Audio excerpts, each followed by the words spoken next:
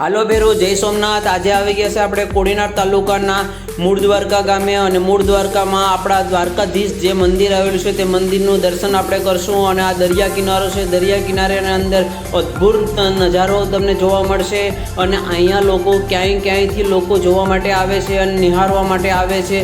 ચાલો આપણે દ્વારકાધીશના દર્શન કરીએ। દર્શન કરતાની સાથે જ તેની પાછળ રહેલો ગુફા જેવી જે આ જગ્યા છે તે પુરાતન લાગે છે અને જૂનવાડી લાગે છે અને કે અનેક વર્ષો પહેલાં બનેલો હોય તેના જેવું લાગે છે। અને જય દ્વારકાધીશ, તમે પણ બોલો મિત્ર, જય દ્વારકાધીશ। અને અહીંયાથી અમે હવે દ્વારકાધીશના દર્શન કરતાની સાથે જ નીકળતા મારા મિત્ર અને અમે જે દરિયા કિનારે મટકી ફોડ કાર્યક્રમ યોજવામાં આવ્યો છે ત્યાં જવાના છે। આ એનો નજારો છે અને અનેક લોકો એને નિહાળવા માટે પેઢાવાડા ગામના લોકો અત્યારે કમ્પ્લીટ તૈયાર છે અને મટકી ફોડવા માટે જોશ અને જુસ્સાથી આગળ વધી રહ્યા છે। પરંતુ ઉપર જતાની સાથે બેલેન્સ ગુમાવવાની એવું લાગે છે, એટલે એના કારણે પડવાની સંભાવના વધારે છે। કારણ કે પડે એવું જ દેખાય છે, અત્યારે પડી ગયા છે લોકો।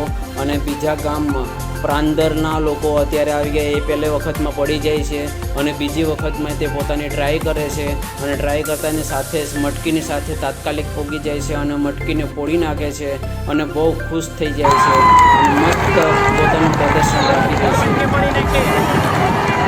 હવે કડવાસી ગામના લોકોનો વારો છે અને પોતાનું પિરામિડ મસ્ત રીતે કરી રહ્યા છે અને પ્રદર્શન એટલું મસ્ત કરી રહ્યા છે અને ઓછી મિનિટોની અંદર અત્યારે મટકીની પાછળ પોકવાની તૈયારીમાં છે અને મટકી ફોડી નાખી છે। મટકી ફોડતાની સાથે જ ભાઈ ઉપર ટીંગાઈ ગયા છે।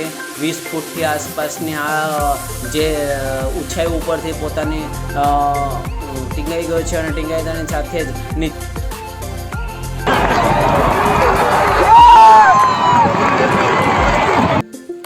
જય સોમનાથ ભેરો। હવે અમારે ઘરે અમે નીકળી ગયા છે, કારણ કે કાર્યક્રમ પૂરો કરવો એ અમારા માટે સમયની મર્યાદાની બહાર હોય છે।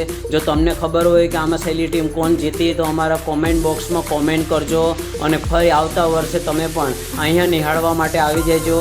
અને જય સોમનાથ, જય સોમનાથ, જય સોમનાથ, જય સોમનાથ।